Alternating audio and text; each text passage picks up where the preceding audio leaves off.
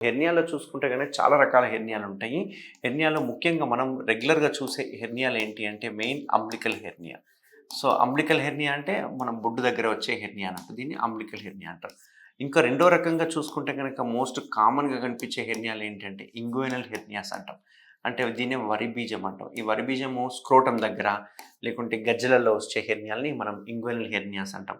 ఇంకా మూడోది ముఖ్యంగా చూసుకుంటే గనక పారా అంబ్లికల్ హెర్నియాలంటాం. అంటే బొడ్డు చుట్టుపక్కల వచ్చే వాటిని పారా అంబ్లికల్ హెర్నియా అంటాం. నాలుగో ముఖ్యమైన హెర్నియా ఏంటి అంటే ఇన్సిషనల్ హెర్నియా అంటాం. ఇంతకుముందు ప్రతిదానికి మనము కడుపు కోత పెట్టేవాళ్ళం. కడుపు కోత పెట్టడం వల్ల అక్కడ మనం ఎంత జాగ్రత్తగా కుట్లేసినా గానీ కోత పెట్టడం వల్ల మజిల్స్ వీక్‌నెస్ అయిపోయి అక్కడి నుంచి పేగులు బయటికి రావడం జరుగుతుండేదన్నట్టు. సో, ఇది ముఖ్యంగా చూసుకుంటే గనక పాతకాలంలో సిజేరియన్ సెక్షన్ గావచ్చు, లేకపోతే గర్భసంచి ఆపరేషన్‌కి గావచ్చు, ఎక్కువ మటుకు ఆ రెండిటి సర్జరీస్‌కి చేయడం వల్ల ఆ ఏరియాలో ఎక్కువ ఇన్సిషనల్ హెర్నియాలొచ్చే అవకాశాలుంటాయి. సో, ఇన్సిషనల్ హెర్నియాలు ఒకప్పుడు చూసేవాళ్ళం.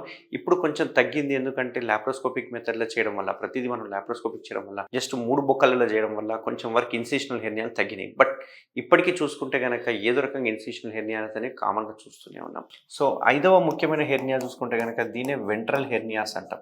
ఈ వెంట్రల్ హెర్నియాస్ అనేవి గూడా ఏంటి అంటే కొంచెం వరకి బొడ్డుకు పైన వైపున, ఇటువైపు అంటే లంగ్స్‌కి కింది వైపున అంటే ఈ ఛాతీకి కింది వైపున వచ్చే హెర్నియాలను మిడ్ లైన్‌లో వచ్చే హెర్నియాలని వెంట్రల్ హెర్నియాస్ అంటుంటాం అన్నట్టు. సో